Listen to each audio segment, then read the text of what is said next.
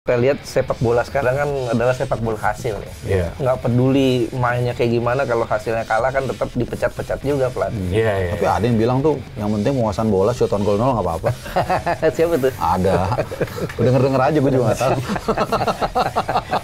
Dan kemenangan kemarin tuh, kemenangan Persib di kandang Bangkok United itu bikin liga kita naik. Nah, itu dia. Kompetisi kita Liga Indonesia itu naik rankingnya ke peringkat 10 sekarang. Udah lewat timur ya? Iya, lewatin Kamboja. Ini kan hasilnya yang sangat positif. Kita butuh pemain segar atau pengalaman?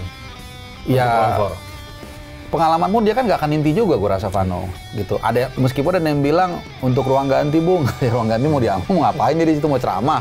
Ini dua pertandingan paling penting sepanjang sejarah timnas Indonesia sejak kita merdeka. Tuh, ya. Tuh.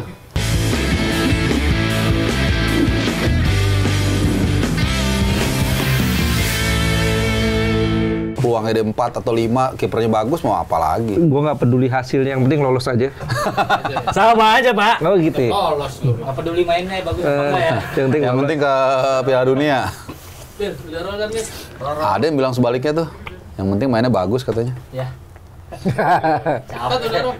Ayo lo. Enak ya, lada hitamnya terasa. Bisa masuk. Gue ya? Sekak. Checkmate. Udah cepet Ini seter nih. Menteri gue hilang nih. Maksudnya diri Ketemu lagi di Locker Room barengan gue Fadli Sukara. Dan hari ini kita ngobrol bersama duo Haris. Ada Abdul Haris dan juga Haris Pardede. Oke, sehat ya tepuk tangan ya. Karena duo Haris. Oh iya. Ini kayak acara talk show ya. Duo Haris gitu. Bisa loh dibikinin acara. Dan gue kenal sama beliau ini udah 20 tahun gitu ya. Dari dulu di Koran Sindo. Berarti cuma beda setahun sama 21 ya? Iya, sama 19 juga beda setahun. Gimana? Sehat? Sehat. Sehat, alhamdulillah ya? Iya. Oke. Kita harus sehat karena ini 180 menit menuju Piala Dunia. Akan kita hadapi. Timnas hadapi. Kita dong, fans kan juga ikut mendukung. Iya. Kita semua, pemain, official, pelatih, dan semua masyarakat Indonesia, para pecinta sepak bola Indonesia. Tapi kita akan ngomongin timnas nanti. Sekarang kita bahas dulu salah satu representasi Indonesia di ACL2, yaitu Persib Bandung yang kemarin berhasil mengalahkan Bangkok di ACL dengan skor 2-0. Kemenangan yang cukup meyakinkan di partai tandang. Keren banget ya mainnya ya. Iya, bagus banget. Lapangannya juga bagus. Broadcasternya juga bagus. Bapak gua langsung ke lapangan ya? Iya, karena itu menyita kan selama ini menjadi isu kita ya. Setiap main waktu di round 3 lawan Australia, wow bagus, hijau. Begitu main 3 menit, langsung cowek kan. Terus lawan Jepang juga gitu, itu satu. Jadi terus permainannya juga seru. Dan ada 4 pemain tim nasional kita saat itu di sana. Hasilnya 2-0, sebenarnya 3-0. Ada gol dianulir, yang kedua tuh harusnya dianulir ya. Harusnya nggak dianulir, sah itu nggak ada offside. Dan banyaklah hal yang menarik yang bisa kita lihat dari situ. Pemain asingnya juga ternyata cukup berkualitas. Dan gue mau bilang terima kasih buat Bojan Hodak. Entah apapun siapa yang mesen, entah dia sendiri yang dalam tanda kutip mengistirahatkan Tom Hai. Dia nggak dimainin sama sekali. Jadi dia kan hampir pasti jadi tim inti kan. Renders, Klok, sama Beckham Putra mungkin nggak inti. Mungkin ya. Tapi kita nggak tahu. Artinya mereka tetap main starter. Kalau nggak salah menit 60-an udah mulai diganti. Jadi Tom Hai bugar. Karena isunya kan kalau soal dia kan soal endurance ya. Dan kita sangat memerlukan otaknya dia. Jadi thank you. Apapun itu tujuannya, pokoknya terima kasih. Dan saat kita berbicara ini mereka sudah di Jeddah nih. Sudah tiba kloter dari Bangkok. Artinya rotasi, perubahan komposisi pemain. Ternyata permainan Persib tetap prima ya. Dan tetap berjalan efektif. Ini sepak bola reaktif yang sangat bagus dari Bojan Hodak, dan serangan balik dari Persib juga benar-benar ditakuti sama Bangkok ya, Bung. Betul. Iya, kalau gue pikir kemarin Bojan Hodak belajar ya dari pertandingan-pertandingan sebelumnya, di mana di laga-laga sebelumnya Persib tuh lebih menguasai ball position. Kemarin enggak loh. Persib lebih nunggu. Dan ball position juga kalau kita lihat statistik mereka hanya 38%. Lawan 62%. Tapi total shoot-nya Persib lebih banyak, 14 kali shoot. Sementara Bangkok hanya 11 kali shoot. Dan on targetnya sama-sama 4. Hasilnya lebih efektif. Bagaimana kita tuh kemarin secara transisi menyerang ke bertahan dan sebaliknya lebih stabil. dan saat counter attack lebih bagus. Iya. Hasilnya 2 gol ya, benar kata Harpa harusnya 3 gol tuh ya. Andre Jong harusnya bikin 2 gol. Ya, itu ngadi-ngadi keputusan wasit ya. Iya. Aneh, gue juga bingung tuh offside-nya di mana. Di mana offside-nya? Dan ternyata kan nggak ada VAR ya di ACL 2 ya. Jadi untuk kali ini kita boleh mengapresiasi Liga 1 nih, bahkan Liga 2 yang ada VAR. Wih. Karena iya dong. Kita kalau bagus, tapi nanti kalau ada yang kurang kita kritisi juga harus terima. Jadi itu kemarin untungnya kita menang. Kita lagi Persib menang karena ada 4 kita. Iya, karena mewakili kita mewakili kan. Nah, Indonesia. satu lagi kalau nanti kita bagus hasilnya di ACL 2, ini kan mempengaruhi juga peringkat liga kita, jatah kita dan lain-lain. Dan kemenangan kemarin tuh, kemenangan Persib di kandang Bangkok United itu bikin liga kita naik. Nah, itu dia. Kompetisi kita Liga Indonesia itu naik rankingnya ke peringkat 10 sekarang. Udah lewatin timur ya. Iya, lewatin Kamboja. Ini kan hasilnya yang sangat positif ya. Artinya kalau seandainya Persib terus-terusan menang gitu di ACL 2 ini bukan nggak mungkin kita bisa dapat jatah yang lebih positif. Dan kalau bisa bertahan di peringkat itu di atas Kamboja, kita dapat 2 jatah tuh. Nah, itu dia. Dapat 2 jatah ACL tuh. Artinya kalau kita terus-terusan menang dan syukur-syukur bisa ngejar Singapura, apalagi kalau bisa ngejar Thailand walaupun sulit ya. Thailand kan di Champions Elite aja dia dapat 2 langsung. 2 langsung plus 1 kan. Kalau Malaysia hanya 1 kan. Artinya kita nggak sama sekali nih. Mudah-mudahan Persib pelan-pelan bisa angkat harkat dan martabat Indonesia. Jadi ada saatnya kita rivalitas, bersaing, ada saatnya kita bersatu juga nih ngedukung. Kenapa? Tadi tuh Ai sudah menjelaskan. Impact-nya di luar negeri ya? Iya, impact-nya kan ke kita juga. Misalnya nanti rivalnya siapapun itu peringkat 2. Nah, karena Persib itu compete, akhirnya peringkat 2 itu dapat jatah. Ya kan? Plus juga tadi liganya udah disinggung, secara peringkat juga naik, dan itu juga membantu ketika gengsi atau liga kita naik, ngerekrut pemain juga lebih gampang. Jadi harganya nggak terlalu mahal. Jadi banyak lah impact-nya. Dan again, kalau kita flashback sedikit di awal-awal kan banyak yang mendiskusikan lah tentang pembelian pemain Persib yang gila-gilaan kan dengan Tom Hai, Reinders.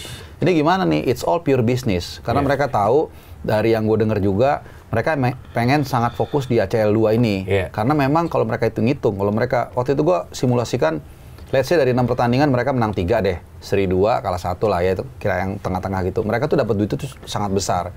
Jadi ketika mereka beli pemain itu bukan hanya beli untuk gagah-gagahan kalau menurut gua, tapi untuk tadi ada juga uang yang di-generate dari mereka, dan plus dari jersey gua udah singgung juga, PO-nya pemainnya tuh 10.000 tuh langsung ludes, animo penonton juga naik, harga tiket mungkin bisa dinaikin sedikit dan seterusnya. Jadi banyak impact positif dari langkah Persib yang serius kali ini.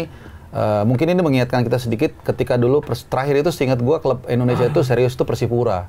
Sampai semifinal kalau nggak salah gitu. Setelah itu kan itu masih di elit kan? Masih. Gitu. Enggak di AFC Cup itu, AFC Cup. Dulu namanya masih AFC Cup. Kalau yang di Champions League itu zaman dulu banget tuh, Galatama tuh. Sama Yuda 3 berlian kalau nggak salah, kita yang melangkah jauh itu. Oke, artinya kalau menurut gua ya, koefisien liga kita di bawah itu cuma de jure sih, di atas kertas doang. Kalau kalau pada serius ya, tim-tim Indonesia kalau serius, de facto di lapangan ini buktinya. Dan awalnya yang diprediksi Thailand akan jadi lawan berat, Bangkok akan jadi lawan terberat Persib, tapi itu terbantahkan di BG Stadium kemarin. Makanya kemarin kan tadi saya sudah cerita tuh, ball position kita 30, kita lagi Persib ya. Persib Bandung 30 sekian persen. Kan gitu. tadi Persib aing. Tapi aing usaha. Ini bahaya nih kalau soal ini, ntar nih. Gue netral loh. Tapi gue setuju tadi yang Ais bilang gitu. Dia tadi kan ini mengatakan bahwa walaupun nggak menguasai ball position, tapi efektif, shoot on goal-nya ada. Jadi ya sama juga yang lu bilang tadi, Fat, bahwa ada reaktif. Jadi ketika kalau nggak salah ketika mereka kepleset lawan Persita di Bali itu kan mereka menguasai pertandingan kan, tapi kemudian mereka kalah. Jadi it's all about hasil, bukan ball position, bukan juga penguasaan bola gitu. Iya, karena kan kalau kita lihat sepak bola sekarang kan adalah sepak bola hasil ya. Nggak peduli mainnya kayak gimana, kalau hasilnya kalah kan tetap dipecat-pecat juga pelatih. Tapi ada yang bilang tuh yang penting penguasaan bola, shoot on goal 0 nggak apa-apa. Siapa tuh? Ada. Denger-denger aja, gue juga nggak tahu. Tapi kemarin langsung rame juga kan dengan match fee yang diterima Persib sebesar $50.000 atau $800 juta. Nah, iya itu. Ini buat nutupin gajinya Tom Hai sebulan ya. Iya kan ada multiplier efeknya kan banyak. Banyak di situ. Ini soal bisnis tadi ya. Artinya memang perekrutan pemain-pemain termasuk Tom Hai yang nilainya fantastis dan jumlahnya juga dari beberapa pemain asing Persib ini sudah dikalkulasi ya. Hitung-hitungannya udah matang lah dengan 2 kompetisi yang diikuti oleh Persib pada musim 2025-2026 ini. Oke, hasil ini juga membuat Persib mencatatkan kembali kemenangan atas tim Thailand setelah 30 tahun lamanya. Terakhir tahun berapa tuh? 94 ya? 95. Iya, 95 ya. Bangkok Bank pada saat itu ya. Namanya sekarang Bangkok United ya. Dan kemarin juga ada Arhan. Tapi Arhan mainnya nggak terlalu bagus, kena kartu kuning juga. Jadi ya sama satu lagi juga dengan kemenangan ini kan juga membuat memboosting rasa percaya diri kita ya klub-klub lain bahwa ada loh tim kita yang bisa menang dengan meyakinkan main di Bangkok United. Jadi nanti siapapun tahun depan mungkin kalau ada tim yang lolos ke ACL 1, ACL 2 atau whatever lah. Mereka punya kepercayaan diri itu. Kayak Ais yang bilang pelan-pelan. Mungkin sekarang Kamboja dulu sama Singapura kita lewati, nanti mulai Thailand, segala macam itu kan bagian dari anak tangga. Jadi timnas kita berkembang, klub kita juga berkembang, fansnya juga berkembang. Itu harapannya gitu. Karena efeknya juga kalau klub-klub kita berkembang di Eropa, bukan di Eropa, sorry, di Asia, di level regional, ini kan efeknya positif buat pemain-pemain lokal kita kan. Kayak misalnya Thailand, mereka dapat jatah 2 di ACL Elite gitu ya. Otomatis pemain-pemain mereka terbiasa bermain di level elite di kompetisi yang sangat ketat gitu, bergengsi. Nah, efeknya nanti saat dia dipanggil ke timnas, ini timnasnya jadi lebih punya mentalitas untuk bersaing lawan tim-tim elit. Jadi minute play-nya nambah dan minute play-nya yang berkualitas kan. Lawan tim-tim tim-tim Asia. Nggak tahu beruntung atau enggak ya kalau kita bayangkan ketemu sama Gamba Osaka loh, Liga Jepang segala macam itu kan beda kan. Sama juga ketika tim nasional kita lolos ke round 3 kan. Dulu awal gue langsung bayangin, wah nih Rizky Ridho atau siapapun atau mungkin Beckham Putra atau mungkin si Witan saat itu ketemu dengan 10 kali pertandingan oleh 5 tim dari Asia. Ini kan pasti mentalitasnya naik dan di klub juga harapannya seperti itu. Gimana kansnya Persib untuk bisa lolos dari fase grup? Sekarang ada di posisi 2 klasemen di bawah Lion City Sailor yang kemarin juga menang lawan Selangor. Kalau potensinya sih ya cukup besar ya. Sekarang udah mengantongi 4 poin. Sebenarnya sama dengan Lion Sailors kan, dengan 4 poin juga, tapi beda produktivitas gol. Dan kita menang membawa 2 poin dari Bangkok loh. Artinya nanti ketika main di Bandung atau di GBLA kan potensi untuk seri atau bahkan menang kan juga cukup besar gitu. Jadi kalau untuk lolos itu sangat besar dan setelah lolos nanti kan kita nggak tahu nih ketemu tim siapa nih, ya kan. Kalau gue sih berharap bisa lanjut terus. Again tadi dasarnya udah jelas supaya koefisien kita naik dan lain-lain, dan ya sejauh mungkin melangkah. Syukur-syukur bisa ketemu sama Al Nassr di final. Loh, Bang Dodo doa, amin dong. Bayangin tuh Ronaldo main di GBLA nanti kan. Mantep itu. Loh, iya, keluar beli cilok. Enggak lah. Beli peri-peri. Ya, ayam. Gitu. Tapi sebenarnya di atas kertas ya bisa mulus lah ya di grup G ini, bisa lolos. Apalagi nextnya nanti lawan Selangor kan, yang kemarin juga lawan Lion City kalah dia. Iya, kalau gue lihat kan dari 3 lawan ini yang paling berat harusnya kan Bangkok United. Ya. Nah ini dan lawan Bangkok United di kandang Bangkok adalah ujian paling berat. Dan kita menangnya secara meyakinkan, secara meyakinkan. Gue juga sangat menyayangkan kita kehilangan 2 poin saat lawan Lion City Sailors. Harusnya kita menang dan banyak peluang kan saat itu yang bisa diciptakan. Nah artinya kalau seandainya kita lawan Selangor bisa dapat poin maksimal lagi, ini kans kita akan gede. Benar-benar. Sangat meyakinkan lah, artinya dengan kemenangan lawan Bangkok United ini memboosting mentalitas dan juga percaya diri para pemain Persib pasti. Tapi kemenangan Persib di Bangkok kemarin ada gol yang dianulir juga. Ini menurut gue ya ada satu pelajaran yang bisa kita petik untuk timnas nih. Yaitu seberapapun kita dikerjain wasit, kalau kita menangnya banyak nggak akan doesn't work. Very good point tuh. Jadi walaupun orang banyak yang mengatakan gini, kan itu kan mengacu kepada Jepang waktu dulu dikerjain kan. Ya Bung, tapi kan beda. Jepang kan levelnya ya oke, nggak masalah. Let's say kita kayak lawan Bahrain, ini sedikit ke timnas loncat ya. Ketika kita lawan Bahrain dikerjain 2-2, kita nggak buta kok. Tahu tim nasional kita udah fight, dikerjain wasit, kita nggak akan apa ya mengkritisi gimana gitu. Demikian juga nanti di round 4 kita lawan Saudi, lawan Irak. Kalau misalnya kita main udah fight, militan, udah semangat, cerdas, nggak aneh-aneh, kita kalah dikerjain, gue yang pertama nyambut di Soekarno-Hatta. Kalau mendaratnya di situ ya. Itu di Halim lagi mendaratnya. Salah. Serius, kalau udah fight nggak apa-apa. Gue ingat satu lagi nih, final SEA Games 97. Itu kita mainnya udah fight juga, udah bagus di GBK. Cuman kita kalah dari kurus ya, zamannya kurus. Ya, kalah dari Thailand. Itu benar-benar kita udah maksimal. Ya? Thailandnya emang bagus, udah. Kiatisuk Sinamuang ya. Iya, itulah. Seperti itu kira-kira. Benar, gue setuju. Tapi kemarin kita juga bisa melihat bagaimana rotasi pemain yang dilakukan oleh Boyan Hodak dengan kedalaman pemain yang dimiliki oleh Persib Bandung.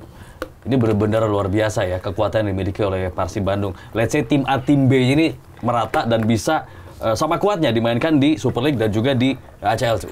Iya, gue pikir lihat di bangku cadangan ada Tom Hai, Sadil, cadangannya Tom Hai, Ramdhani, William Marsilio ya. Artinya lawan juga mungkin bingung ya.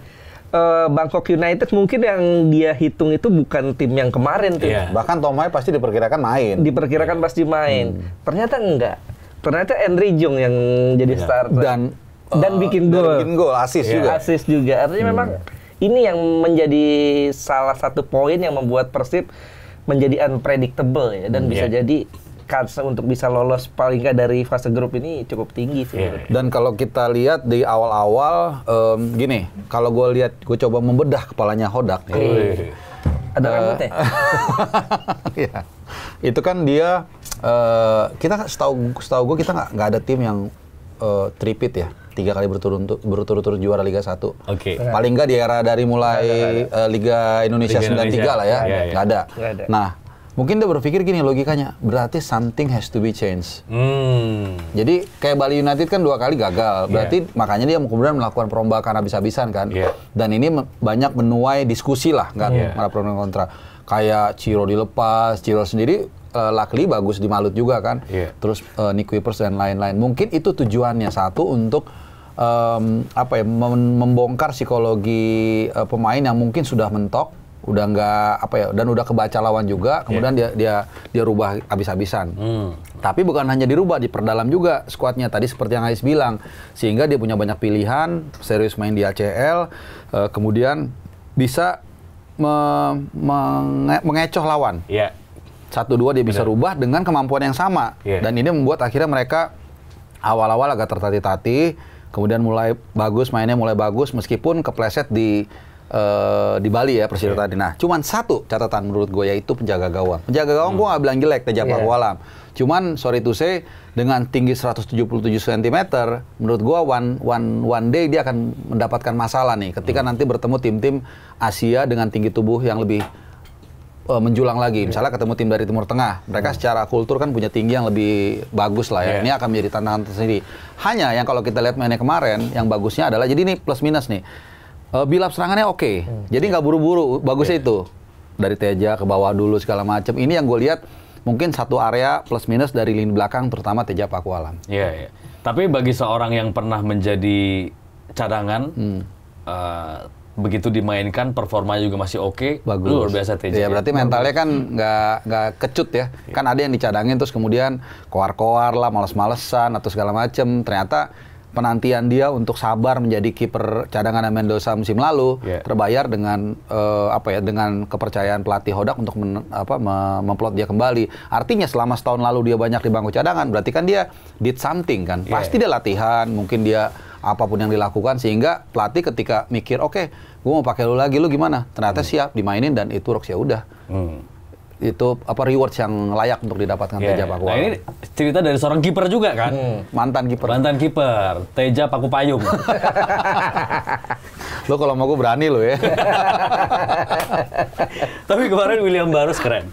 Sekaligus perhatian lo bisa aja lo. Sekaligus menegaskan ketajamannya dia. Selain di Super League, di ACL kemarin lawan Manila Tigers juga dia cetak gol. Sekarang kemarin juga dia cetak gol lagi. 6 gol ya total ya, 6 gol. Ya artinya memang orang awalnya mungkin waktu gue sendiri waktu dia pertama kali main, apa sih striker gitu, banyak sekali buang. Bahkan kita kalau lihat CV-nya kayaknya kurang meyakinkan ya. Tiap musim pindah klub Timur Tengah kalau nggak salah ya. Kuwait ya. Ya, tapi belakangan dia justru makin menunjukkan kegacorannya. Benar. Sehingga dan juga jangan lupa ditunjak juga oleh pemain-pemain yang lain. Itu dia. Gelandang dan ya model-model Eliano tuh menurut gue langsung tune in di situ, bikin permainan Persib jadi lebih hidup dari sisi sayap. Dan kemarin pun kan kerja sama antara Andre Jung dengan William Barros kan itu kan gara-gara si Eliano kan ngelosin bola ke William Barros kan. Walaupun kalau lagi main nggak boleh bilang los tuh, karena bisa kena kartu kuning kalau beneran. Chemistry udah dapat dan itu pentingnya screening tuh. Iya, screening dan nggak tahu ya di latihan juga gue rasa mereka kelihatan sangat intens sehingga walaupun Elino Randers baru gabung mungkin sekitar sebulan ya kurang lebih, tapi dia langsung kelihatan cunin. Dan kemarin agak bingung juga gue tuh dia main di belakang tapi bisa tiba-tiba ada di depan tuh. Gila ya. Iya, kayak waktu lawan Bahrain apa gitu dia.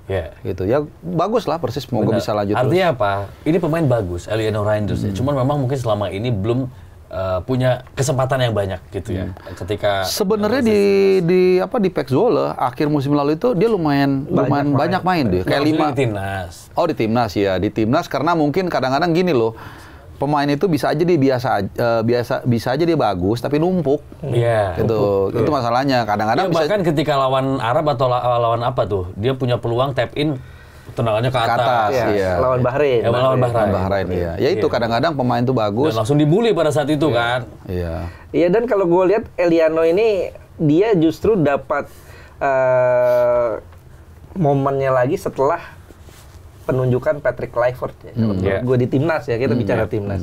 Karena di era pelatih Sintayong kita tahu dia bahkan nggak masuk 23 nama sempet dipanggil, tapi saat udah DSP-nya nggak masuk gitu. Itu ada menarik ceritanya itu terus. Iya, itu menarik ceritanya. Artinya tapi saat main di eranya Patrick Kluivert ini dia lebih hidup, dia bisa dimainkan di posisi sayap atau bisa dimainkan sebagai attacking midfielder dan dia menunjukkan kapabilitasnya, pemain yang versatile dan itu yang sangat dibutuhkan untuk timnas. Jadi artinya pilihan untuk memainkan posisi A B ini jadi lebih enak gitu, jadi lebih opsinya lebih banyak. Ya karena itu kan kembali ke ini ya selera pelatih ya. Jadi pemain ini mungkin tidak jelek, tapi pelatih ini memang gayanya berbeda. Dan yang kedua kan sebenarnya kalau kita mau fair-fairan, rekomendasi untuk menaturalisasi Elino Randers kan bukan datang dari Sintayong sebenarnya. Tapi waktu itu kan Hilgers mau disumpah. Jadi ini ada nih sekalian aja gitu. Tapi gue nggak bilang Elino itu jelek ya. Hanya mungkin saat itu Sintayong punya preferensi melatih itu bukan pemain yang seperti dia. Itu tapi yang Haris bilang Patrick Kluivert punya preferensi permainan yang membutuhkan permainan seperti Elino Randers. Makanya dia sering dipanggil seperti itu. Jadi ya good buat dia lah di timnas, dia juga semakin membuncah minute play-nya di Persib juga dia yang mungkin awal-awal banyak orang yang katakanlah mempertanyakan kalau dari Eredivisie main di Super League kalau Liga 1, tapi ya kita lihat usaha tidak mengkhianati hasil. Kemarin dia bisa memberikan satu kipas atau gerakan kunci yang membuat akhirnya William Barros bisa mencetak gol dan membantu kemenangan pertama Persib dari tim Thailand. Ini perlu kematangan loh untuk melakukan apa yang dilakukan oleh Eliano kemarin. Karena kadang-kadang pemain di depan, apalagi pas posisi unggul, ambisinya gede, cetak gol juga tuh. Tapi dia bisa lepas egonya, dia bisa melihat pemain yang lebih leluasa untuk bisa cetak gol. Oke, ini karena udah bahas-bahas timnas ya, langsung kita bahas aja Garuda Calling. Ada 28 nama yang dipanggil oleh Patrick Kluivert, mungkin tambah lagi karena nyusul ya. Nadeo. Setelah kondisi dari dua penjaga gawang diaspora yaitu Martin Pas dan juga Emil Audiro diragukan karena mengalami cedera. Ini jadi total ada 29 nama yang dipanggil berangkat ke Arab Saudi secara bertahap ya, beda-beda kloter untuk persiapan lawan Arab dan juga Irak nanti. Dari 29 nama tidak ada Marcelino Ferdinand, Miss Hilgers, terus Adrian Wibowo dan juga Ivar Jenner. Iya, kalau dua nama pertama ya Marcelino dan juga Miss Hilgers ini menurut gue sangat masuk akal. Iya, memang Marcelino ini pemain penting ya buat Indonesia dan dia juga jadi penentu kemenangan Indonesia saat lawan Arab ya di round 3 kemarin. Artinya ini pemain yang sangat dibutuhkan sebetulnya untuk Indonesia, tapi kondisi sekarang berbeda. Marcelino, Miss Hilgers di musim ini tidak pernah sekalipun main di klub. Artinya menit bermainnya 0, sama sekali 0. Marcelino saat di Oxford nggak pernah masuk tim utama, saat pindah ke AS Trentin debut juga sampai sekarang belum pernah. Sehingga 0 menit bermainnya. Dan Max Hilger juga begitu. Gara-gara dia nggak mau taken kontrak, dia mau pindah ternyata nggak ada klub yang sepakat dan tertahan. Dia dipaksa taken kontrak, dia belum bersedia, nggak mau. Dan akhirnya ya memang ada media-media sana dibilang sedikit dibully ya. Karena tidak dimasukkan tim utama. Karena diprotes juga sama asosiasi pemain di sana.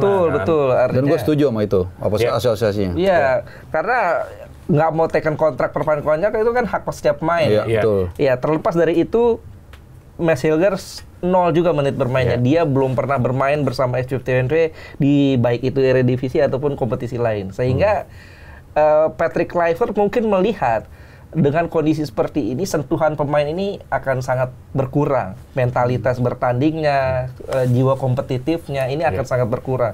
Terlebih lagi, di posisi kedua pemain ini numpuk pemain-pemain hebat. Misalnya Marcelino. Kalau mau mainin di sayap, sekarang udah ada Emiliano Jonathan. Sudah ada Jakob, Egy. Kalau mau dimainin sebagai attacking midfielder, seorang Ricky Kambuaya juga lagi bagus-bagusnya. Setuju. Ada Ragnar juga udah sembuh. Ragnar juga udah sembuh. Kemudian juga Eliano Reinders juga bisa dimainkan di situ. Artinya cukup numpuk. Sehingga kalaupun nggak ada Marcelino nggak terlalu masalah buat Patrick Kluivert. Begitupun Max Hilger. Di belakang kita lihat numpuk sekali pemain-pemain bagusnya. Tapi kalau CB menurut gua agak kurang deh. Kalau CB ya, CB dia apalagi kalau pakai 3 back cadangannya cuma Jordi Amat sebenarnya. Betul. Walaupun bisa juga Kevin Dix jadi CB. Nah, ini dia yang menurut gue dengan tidak dipanggilnya Max Hilger ini menjadi kode ya. Menurut gue kode dari Patrick Kluivert, dia akan main pola 4 back. Iya, karena back CB-nya dia cuma bawa 4. Iya, CB-nya cuma kalau dia bawa 4 dia pakai 3 back cuma cadangan 1 dong. Betul. Dan itu udah kelihatan saat main di GBT. FIFA Matchday kemarin ya, lawan Taiwan, kemudian lawan Lebanon dia main 4 back. 4-2-1-3, dan gue yakin itu yang akan dia pakai untuk lawan Arab dan Irak. Kenapa kemarin dia nggak mau pakai pola itu? Ini pola jati diri dia menurut gue. Dengan pola 4-2-3-1 ini. 4-2-1-3, sorry. Dan itu polanya 4 back, 2 gelandang bertahan, 1 gelandang serang, dan 3 di depan. Dan itu emang pakemnya Alex Pastur juga itu. Pakemnya. Cuman oke lah gitu, gue setuju. Cuman apakah dengan 2 kali pertandingan itu yang selama bertahun-tahun kita udah pakai, let's say 2 tahun terakhir lah pakai 3 back, terus kita 2 pertandingan pakai 4 back, apakah nggak gamang tuh nanti? Betul. Itu sih, maksudnya gue bertanya lah, bukan menggurui Patrick Kluivert. Iya, apapun beresiko kalau menurut gue. Cuman kenapa waktu 4 pertandingan awal di round 3 dia nggak mau pakai pola itu? Karena terlalu dadakan mungkin. Terlalu dadakan. Dia nggak pernah mendapatkan uji coba. Masuk akal nih.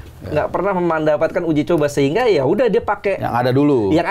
Pola warisan dari Sintayong. Karena pola itu yang dipahami oleh para pemain. Kalau diubah saat itu juga terlalu ekstrim. Kalau sekarang kan dia ada 2 pertandingan untuk coba dulu kan. Makanya dia coba. Dia coba dulu dan kemudian dia bawa backnya juga CB-nya 4. Betul. Dan kenyataannya walaupun kita lawan Lebanon nggak bisa bikin gol, paling nggak kita main bagus. Cuman yang gue khawatirin satu, oke lah kita punya 2 pertandingan untuk menguji 4 back nih. Masalahnya 2 pertandingan itu 4 backnya nggak kuji juga. Karena nggak ada tekanan. Nah itu. Ya jadi sekali lagi, cuman ini kan fakta ya. Perkara nanti seperti apa kita nggak tahu gitu. Yang pasti balik lagi ke pemanggilan pemain deh langsung. Kalau Marcelino sebenarnya gue agak kurang sepakat sama Ais ya. Kalau buat gue sih harusnya dipanggil, tapi ya ini lagi-lagi kan kebijakan dari Kluivert. Banyak pertimbangannya. Cuman alasannya apa? Yang mau sebenarnya apa enggak? Dua-duanya. Hah? Yang di sini aja lah ya. Yang di sini aja ya alasannya dia kurang fit lah. Enggak, lu kan lebih setuju harusnya dipanggil. Iya. Alasannya apa? Alasannya? Ya gini loh. 2 gol itu memang tidak dia cetak ke gawang Saudi, memang tidak ujuk-ujuk membuat dia bisa golin lagi ke gawang Saudi. Tapi kalau lu main bola, kalau lu selalu gampang ke golin ke gawang dia, itu ada suges. Ada namanya tuh jinx atau kebalikannya jinx kan. Kalau dulu MU kita ingat selalu kalau ketemu Wigan tuh susah menang. Walaupun MU lagi bagus-bagusnya. Demikian juga kalau dia selalu gampang aja ketemu satu tim itu, dia punya suges di bawah alam sadar bahwa dia mudah menggolkan. Dan kedua, ya kalau berkaca dari 2 pertandingan terakhir di round 3, sebenarnya kan penampilannya cukup bagus kecuali lawan Jepang lah gitu. Tapi again ini ada tone-nya pelatih yang mungkin dia punya pertimbangan lain. Tapi satu yang menurut gue agak gue pertanyakan adalah Vano Lillipali, karena di Dewa United pun dia tidak inti. Kemudian kalau kita lihat, apalagi parameternya pas lawan Libanon, setiap bola ke dia nge-lag terus. Nah, kalau makanya juga ke atas ya. Makanya juga ke atas. Gue nggak bilang dia jelek di Dewa United, di Liga 1, di Super League dia it's okay lah. Tapi untuk timnas, dan ingat nanti kita main di padang pasir, bro.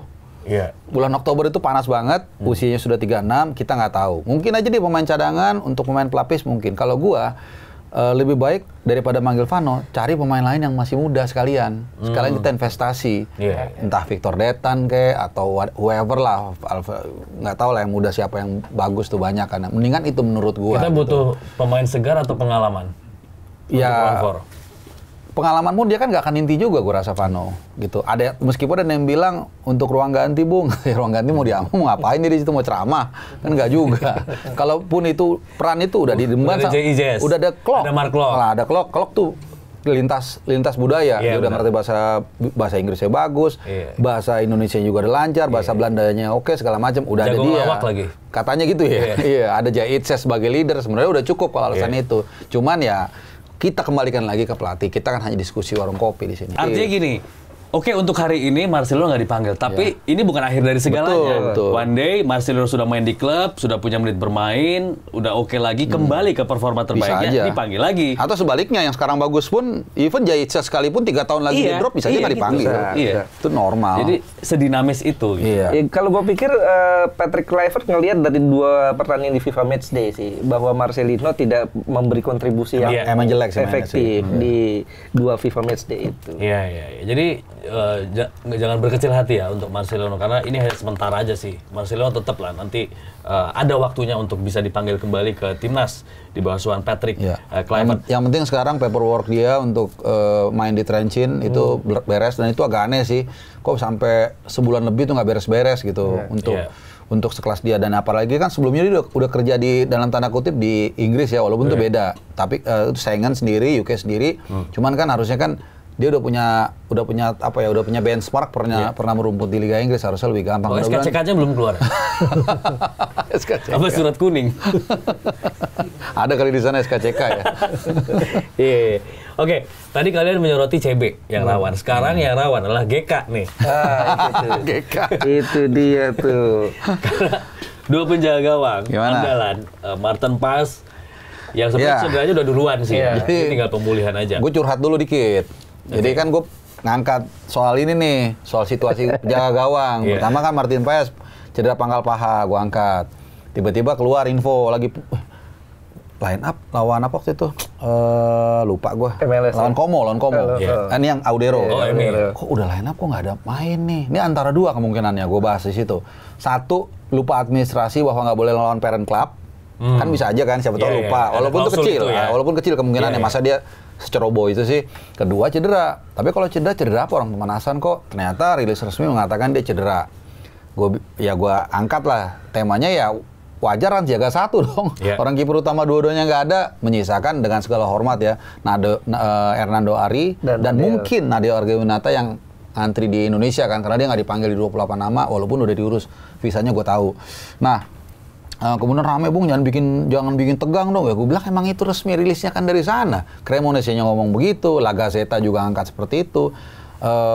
Meskipun terakhir Pak Sumarji mengatakan sudah oke katanya, udah aman nih. Cuman amannya kan kita nggak tahu, karena cedera yang dikatakan yang dialami oleh Audero itu, menurut temen rekan gue yang dokter, itu paling cepat seminggu.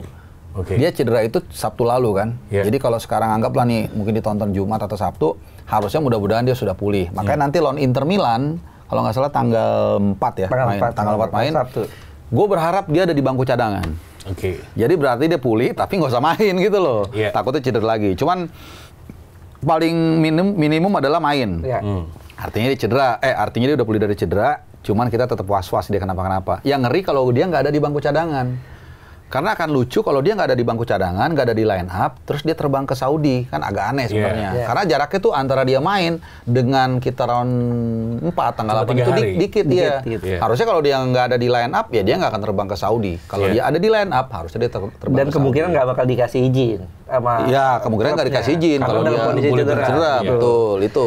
Iya, dan gue lihat dan gue membaca di media lokal ya, Calcio Cremonese, Emil ini cedera otot flexor katanya. Bahasa Italinya gimana itu? Flexor itu Flexorio otot, nih. Kalau media lokal kalau gue googling tuh otot flexor otot yang mengangkat gitu ya. Kalau dia meloncat tapi itu pakai otot itu. Sorry, kaki, tangan di betis. Karena dia loncat kan. Otot kaki ya. Nah, itu sekarang media itu lagi melihat bahwa kemungkinannya adalah cederanya ringan. Kalau seandainya betul-betul cederanya ringan, itu minimal menurut media tersebut 2 pekan, 2 minggu. Oh, minimum 2 minggu? Minimum 2 minggu. Kalau cederanya ternyata berat, itu minimum 20 hari. Gitu. Jadi tipis-tipis ya nih ya? Tipis-tipis. Nah, itu udah diagnosis belum? Ringan apa beratnya? Ya, sampai sekarang belum ada rilis terbaru bahwa apakah dia ringan atau berat. Paling nggak kita lihatnya kalau seandainya dia cedera ringan saja kan ini 2 pekan ya, 2 minggu. 2 pekan malah. Dari hari Sabtu kemarin, sekarang baru seminggu. Iya. Dan kalau 2 minggu kan berarti lewatin lawan Arab. Iya. Dan kemungkinan pulihnya pas saat dia lawan Irak itu pun baru pulih gitu. Iya, terlalu ini ya. Terlalu mepet. Iya. Ya, nah, Paes pun di saat yang sama belum masuk line up nih, 6 pertandingan. 6 pertandingan dan 2-3 hari lalu dia lawan Portland kalau nggak salah nggak ada di line up juga. Nggak tahu nih besok main lagi. Alasannya apa belum ada di line up? Apakah memang masih belum pulih betul? Ya belum pulih pasti. Kalau dia udah pulih masuk DSP lah. Ya, minimal kalau dia pulih 60% atau 70% masuk DSP. Kalau dia nggak masuk DSP, gua rasa nggak sampai 50% pulihnya. Tapi kita kan nggak tahu nih apakah kalau sakit ini di fase terakhir itu dia hanya butuh 5 hari nanti sembuh, bisa aja kita nggak tahu. Cuman intinya itu fakta 3 hari lalu dia lawan Portland timnya dia masih belum masuk DSP. Nanti ada pertandingan terakhir nih kalau nggak salah. Kalau ini Jumat nih nanti pagi, mungkin saat ini nonton udah main atau enggak, kita bisa lihat tuh di situ dia masuk DSP atau enggak. Nah, di situ bisa kita lihat. Jadi ada 2 indikator untuk melihat Emil sama Paes di masing-masing pertandingan terakhir sebelum ke Saudi itu mereka ada apa enggak di line up. Oke, nah sekarang the worst case, dua-duanya nggak bisa main. Kita punya Nadeo dan juga Hernando. Gimana? Mitigasinya. Mitigasi dan juga timnas bisa memberikan kepercayaan pada 2 penjaga. Iya, kalau gue lihat sih 2 kiper ini dalam top perform ya, betul. Terutama Nadeo. Nadeo ini Borneo lagi di puncak klasmen. Dan dia dari 6 pertandingan baru 3 kali kebobolan. 3 kali kebobolan, 3 kali clean sheet. 3 kali kebobolan itu kebobolan paling sedikit dari 18 tim yang ada di Super League. Nah, artinya kan dia ini persaingannya di Super League kan banyak kiper-kiper asing kan. Tapi faktanya dia yang paling sedikit kebobolan ya, terlepas dari pertahanan. Udah reguler paling sedikit kebobolan. Betul, udah reguler paling sedikit kebobolan. Dan total kurang lebih ada 26 kali save yang dia lakukan. Banyak save-nya, betul. Di Super League ini artinya dalam top perform. Kemudian Hernando juga beda-beda tipis. 6 pertandingan dia 5 kali kebobolan. 5 kali kebobolan ini nomor 2 ya. 5 kali kebobolan atau ada 3 klub yang 5 kali kebobolan juga, termasuk Bayangkara kalau nggak salah ya. Artinya 2 kiper lokal ini kan dalam kondisi top perform ya. Cuman pertanyaannya satu nih. Apa tuh? Tekanannya kan beda tuh. Antara di klub dan di timnas. Ini yang bikin gue deg-degan sih. Artinya apalagi selama ini tidak dimainkan sebagai starter ya. Betul. Di timnas. Nah, jadi gini. Kalau kita kalau udah Emil sama Paes sembuh ya kita syukur alhamdulillah, senang lah, udah aman kan. Tapi kan kita bicara mitigasinya nih kalau dua-duanya nggak ada. Bapak BNPB ya? Biar agak keren dikit. Nah, siapa antara Nadeo sama Hernando yang akan dipercaya untuk menjadi kiper utama? Kalau kita merujuk kepada mentalitas di timnas, menurut gue Hernando. Karena dia round 3 kan semua dia ngawal tuh. Nah, walaupun itu sudah setahun yang lalu ya, tapi kan ya itulah terakhir dia main. Kalau Nadeo kan memang dia ada masa 2020 ya di Piala AFF dia bagus mainnya.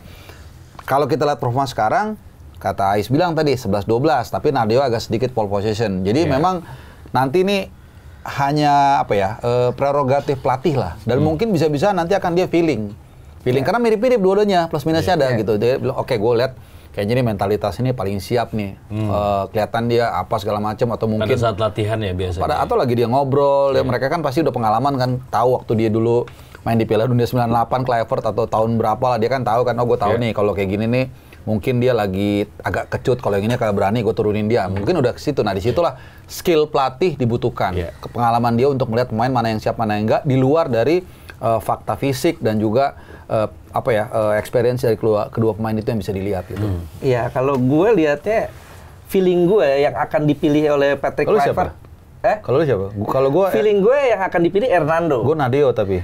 Karena apa? Karena dari dua nama ini kan.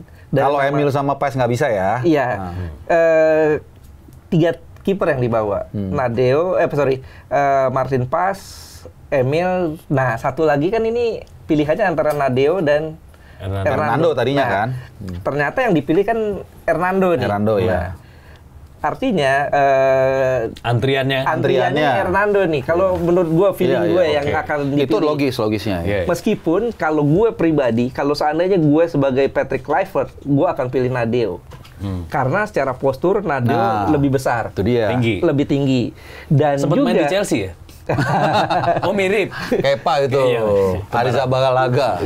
Dan juga kalau mau main ball position, build up dari bawah, Nadeo lebih bagus. Kita pernah ingat bagaimana Hernando blunder saat lawan Irak di GBK. Oh iya. Dia pegang bola. Terlalu lama, diambil oleh Ali Jassim. Ya artinya kalau seandainya mau build up dari belakang, Nadeo orangnya, bukan Hernando. Tapi lu tadi bilang Hernando. Andai jadi Patrick gini loh. Kalau lu pilih siapa jadi? Feeling gue yang bakal dipilih oleh Patrick Kluivert adalah Hernando. Karena antriannya tuh Hernando. Kalau lu pribadi? Kalau gue pribadi, gue akan pilih Nadeo. Sama.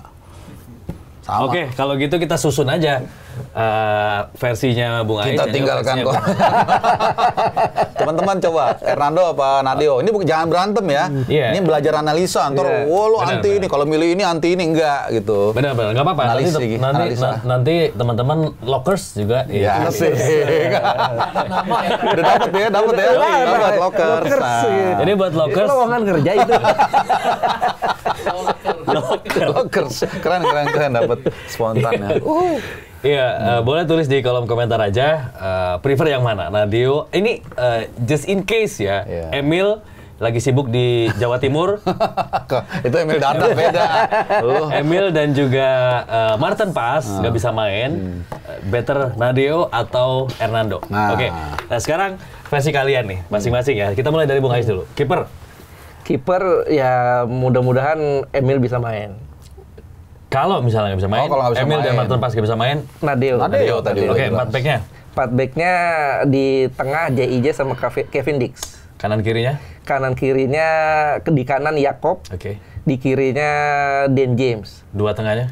Dua tengahnya naruh Verdong dia. Verdong dan Joy Pelupesi. 3? Di depan Verdong Ricky Kambuaya. Kanan kirinya? Kanan kirinya gue prefers itu adalah Miliano Jonathan. Kirinya? Kirinya Egy. Depan? Ole dong. Ole atau? Ole Romeni. Kalau Ole nggak bisa main, Zilstra? Ole nggak bisa main, nah itu dia bingung. Belum main sama sekali di Volendam. 1 detik pun nggak main. Kalau Ole nggak main, kalau seandainya Ole masih nggak bisa main, gue lebih prefer si Sananta? Enggak. Ragnar. Kalau Ragnar bisa main ya.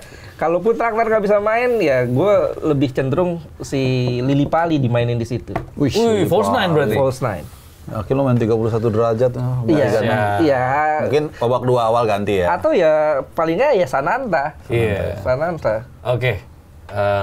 Terakhir Sananta berarti ya. Bung Har, Pak. Kiper?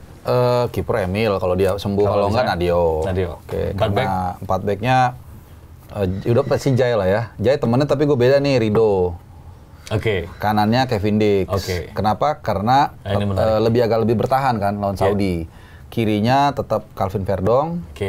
Double pivotnya seperti biasa Joy sama Tom Hai. Berarti 4-2 ya. 4-2. Satunya sih udah pasti Kakak Ricky. Jadi 4-2, 1, 3-nya ini macam-macam nih ya. Miliano pasti gue taruh 1. Ragnar kalau sembuh 1. Satu lagi siapa ya? Mungkin Yakob kali, Yakob Sayuri. Supaya ada serangan balik. Karena kemungkinan besar nanti kita akan lebih bertahan nih. Menurut gua ya, kayaknya Saudi dengan segala komposisi dia, dengan segala kelebihan aklimatisasi dia, dengan status home dia, gua rasa mereka akan lebih neken kita. Nah, makanya gua taruh Yakob kanan, Wahaji kiri, Miliano, jadi kayak false nine sebenarnya. Jadi ini 3-3 pemain yang punya kecepatan dan juga punya force ketika melancarkan serangan balik.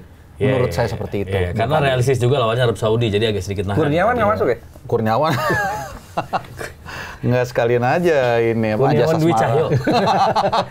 itu Gunawan. Septian ya. Nggak ada yang tahu pasti ini kalau Gen Z. Eliano.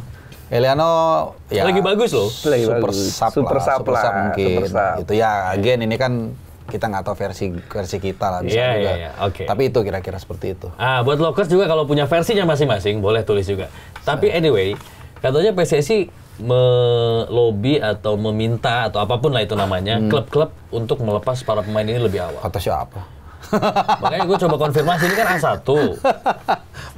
Ya, dengar-dengar seperti itu. Tapi ini in a good way ya. Iya. Karena at the same time sepertinya menarik ya kalau ngelihat Sandy Walsh menit ke-20 minta keluar.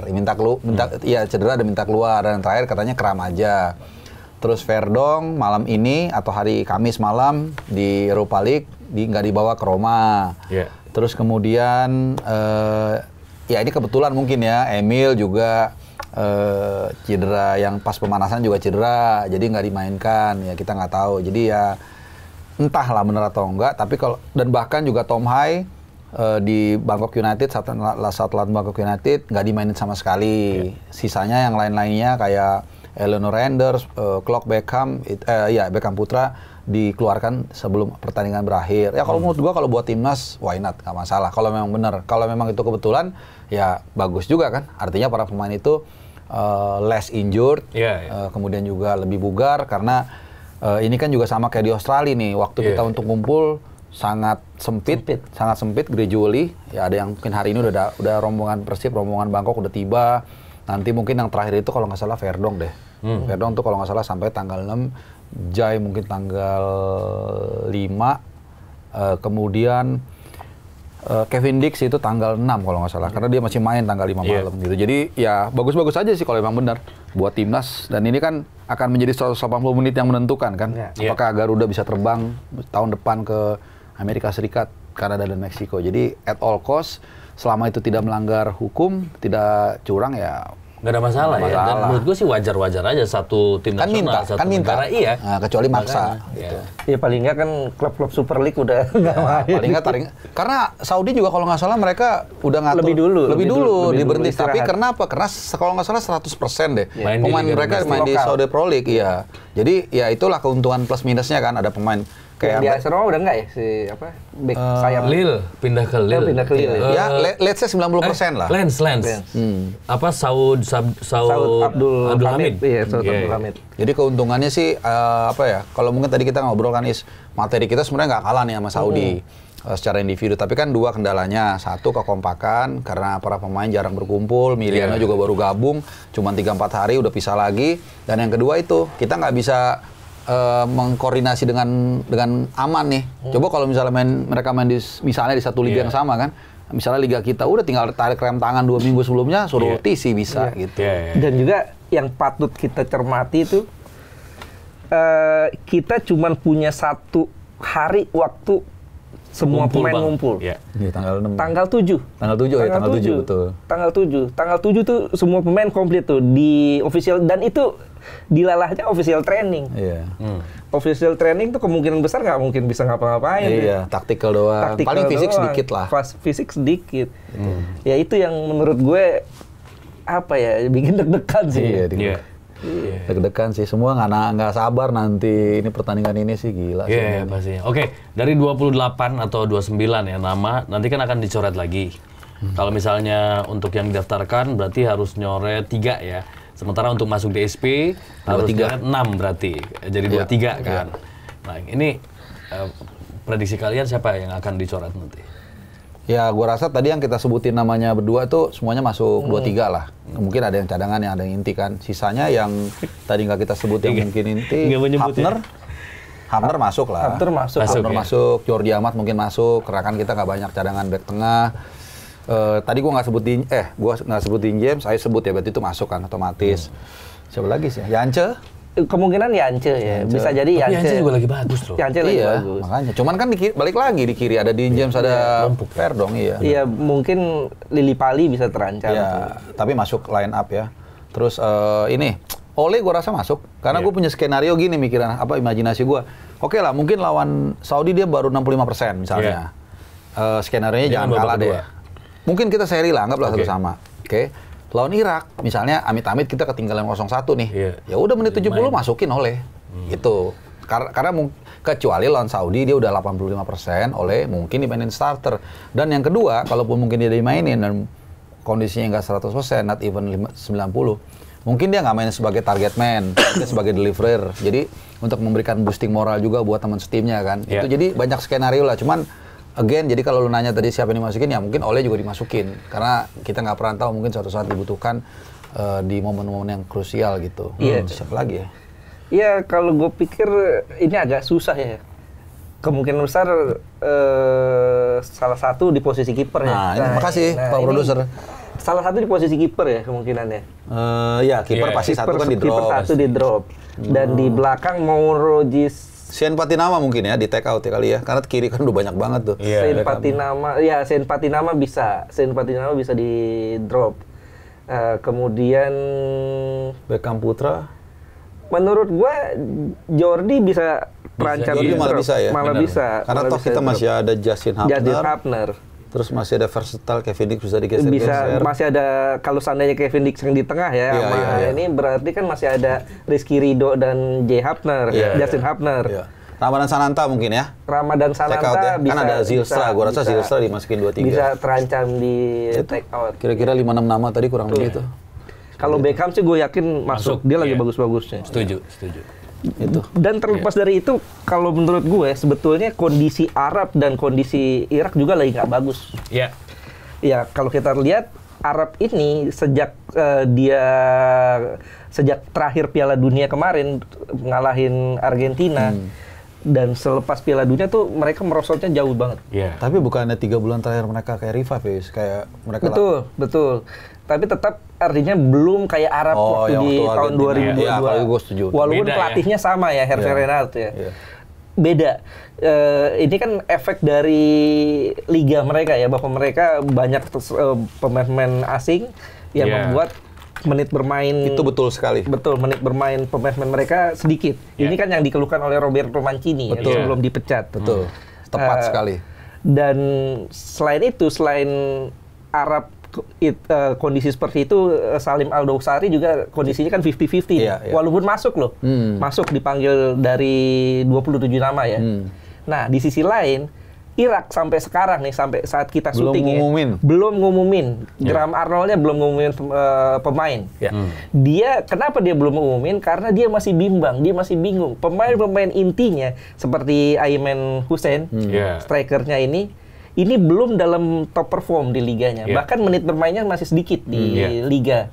Sehingga dia masih nunggu, berharap bahwa pemain-pemain ini akan betul-betul dalam kondisi bagus. Sehingga dia nggak salah pilih. Ini kan artinya kondisi Irak juga sedang menurun nih. Tidak seperti waktu Irak yang membantai kita 5-1 di Basra. 2 tahun lalu ya, tahun 2003. 2023. Dan juga kalau kita bandingkan, betul kita lawan Irak nggak pernah menang dalam 3 pertandingan terakhir, 3 pertemuan terakhir. 5-1 di Basra, kemudian 3-1 di Qatar, di Piala Asia, dan 2-0 di Jakarta. Bahkan kalau mau ditambah U23 juga kita kalah. Iya. Tapi beda. 3 pertandingan itu kita sekarang penambahan kekuatannya tuh 70%. Iya, banyak, apalagi dibandingin yang di Basra. Betul. Cuman ada Sean Patinama sama siapa waktu itu? Jordi Amat. Tidak ada Messilger situ. Messilger nggak dibawa ya. Tidak ada Kevin Dix, belum ada J.I.J., belum ada belum selengkap sekarang. Belum. Jauh lah. 70-80% pemain-pemain yang kalah 3 pertandingan itu nggak ada. Jadi berubah lah. Jadi berubah. Indonesia sekarang berubah. Artinya kalau orang-orang pesimistis gue justru sedikit optimistis ya. Kalau seandainya kita dalam kondisi yang bagus juga. Masalahnya kan ini ujiannya kan Martin Paes cedera. Kemudian Emil Audero masih belum pasti lah ya. Masih belum pasti. Dan Olehnya juga kan gara-gara turnamen pramusim itu akhirnya Oleh cedera. Jadi maksudnya salah pramusim. Salah. Gue bantuin tugas lu. Salah. Biasanya lu yang mendalami ya. Gue udah mulai belajar dari lu. Gimana cara menjebak statement orang? Bukan menjebak lo. Ini Menegaskan. nanti orang langsung. Oh ya, menegaskan. Supaya memperjelas, menggali. Dari statement menjadi argumen yang clear gitu, Pak. Gila, keren. Iya. Tapi gue justru hati-hati loh dengan kondisi ini. Ingat nggak waktu lawan Australia? Di kandang mereka. Ini pemain Australia lagi dihantui gelombang cedera. Si Gondrong siapa kaptennya tuh? Iya, si Jackson Irvine cedera, si ini cedera, si itu cedera. Tapi kalau mau jujur ya, lawan Australia itu sebenarnya kita tuh punya peluang untuk bawa 1 poin loh. Iya. Mereka juga tahu mereka nggak terlalu firm, fit gitu ya. Cuman ya menurut gue karena kita mungkin waktu itu overconfidence, kemudian main terlalu agresif, terlalu tinggi, akhirnya kena hajar juga. Lebih kepada kalah taktik menurut gue. Ya sebenarnya mirip-mirip juga waktu kita lawan China juga begitu kan. Iya, tapi kan itu ada faktor non teknis. Kalau lawan Australia sih kalau menurut gue karena Kluivert-nya belum kenal aja sih. Belum, ya kan itu pertandingan pertama kan. Banget. Baru berapa hari ketemu juga kan. Literally baru 1 hari sebelumnya full. Iya, baru kenalan nama gue Kluivert kan langsung besokannya main kan. Ya, dia belum kenal. Bahkan Joy Polivesi waktu itu nggak dimainin sama sekali kan. Sama sekali nggak. Sama sekali nggak main. Kalau seandainya jadi baru akad tuh ya. Baru akad. Tapi walaupun dia nggak dimainin, gue interview habis pertandingan dia tetap ramah. Siapa? Itu bedanya dia berhentiin mau langsung taruh tas dia interview. Nah itulah bedanya pemain yang bukan hanya bagus skillnya tapi juga public speakingnya oke. Emang ada yang nggak mau pas diberhentiin? Gimana ya? Emang ada yang kabur? Nggak, karena biasanya gini, pemain-pemain itu gini ya, kalau gue misalnya komparasi aja interview pemain-pemain misalnya di Eropa gitu, mereka menang kalah biasanya willing untuk stop, walaupun moodnya memang berbeda lah gitu. Tapi kalau di pemain kita itu banyak yang sangat kontradiktif. Ketika menang, mereka semangat mau berhenti. Ketika enggak, semua pada berhenti ya kalau menang ya? Enggak, triknya tau nggak lo? Pakai headphone. Itu trik kalau lu nggak mau berhenti. Jadi kalau dipanggil-panggil lu kan alasannya nggak dengar, padahal biasanya dia supaya nggak mau berhenti gitu. Jadi kalau pakai headphone itu turun bukan dia gaya. Berarti itu. Berarti pemain yang nggak pakai headphone dia available. Cenderung mau dipanggil, gitu. Nggak mau menghindar dia gitu. Gitu. Ya mudah-mudahan lah 180 menit yang menentukan. Iya karena kabarnya Arab Saudi juga si Aldosari nggak fit banget ya, kondisinya nggak 100%. Kalau gue ya dengar berita dari Saudi atau dari Irak, kalau ada yang apalagi 50-50 ya, kecuali udah confirm mata kaki nggak main udah. Gue kadang-kadang ini bener nggak ya? Iya. Ini bener nggak ya? Jangan-jangan bikin kita kayak tadi overwhelming ya, tiba-tiba main itu kan tekniknya perang Sun Tzu kan. Ketika lu pikir jagoan dari lawan lu nggak main, lu merasa lu superior. Begitu lu ngeliat lu jadi down. Kebalikannya juga gitu. Jagoan pemain kita nih, misalnya di antara kita satu pasukan, wah jagoan kita yang kita andelin cedera nggak main, tiba-tiba muncul kan moral kita naik. Nah kadang-kadang kayak gitu-gitu tuh ini juga, apalagi Herve Renard kita tahu orang yang sangat jago memotivasi pemain. Berarti kita pura-pura doang tuh, Emil Martin Paes pada cedera. Bisa jadi, makanya gue bilang kalau itu yang terjadi bagus. Arab pada gini-gini ya. Iya. Emil sama Martin Paes begitu melihat kan datang tuh Emil Audero dengan tinggi, dengan 5 pertandingan tidak terkalahkan di Serie A. Kemudian siapa lagi yang tadinya cedera, Ole tiba-tiba ada di line up, kan pasti mental pemain kita bangkit, mental pemain lain, waduh nih kok dia main kan gitu. Kadang-kadang kalau dalam pertandingan ketat gini bukan soal materi, tapi soal mental, soal taktik dan strategi. Ya, betul. Mudah-mudahan seperti itu ya. Mudah-mudahan seperti itu. Ini berarti kalau kita dihitung dari hari ini syuting 6 hari. Sekitar 5 hari lagi ya. 6 hari dong. 6 hari. Gue dari 50 hari lalu udah ngitung, 50, 49, 48, gue hitungin tiap hari. Serius. Udah counting down ya. Makanya gue hafal. Udah di jalan ke sana, Bang. Iya. Insya Allah jalan. Berarti tiap Visanya pagi- lagi bermasalah dikit. Serius. Iya. Sekalian umroh dia soalnya. Emang visa umroh lebih gampang. Iya. Gitu. Buat teman-teman juga banyak nih yang dari La Grande, dari Garuda Iya, dulu katanya. sekalian umroh aja gitu. Gue bantuin saat Ada umroh furoda ya? Umroh furoda. Aduh, itu apa lagi tuh? Berarti kerjaannya tiap pagi nyoretin kalender tuh ya? Ngitung dia. 48, 47. Karena ini kan akan menjadi momen terpenting dalam sejarah Iya, sepak bola benar, kita. benar. Setuju, Nggak ada yang lebih penting mau apapun itu. Betul. Inilah yang paling Betul. tinggi, yang paling menentukan sih kebayang sih. Betul, ini gue setuju. Ini dua pertandingan paling penting sepanjang sejarah timnas Indonesia Sejak kita merdeka. sejak kita merdeka. Tuh, Iya. ini. Tuh. Oke, mudah-mudahan ya para pemain timnas kumpul dengan ceria, dengan mood yang enak dan on fire semuanya, lepas beban, udah nggak usah pikirin yang lain-lain, fokus aja main dan tampilkan yang terbaik menghadapi Arab dan juga Irak.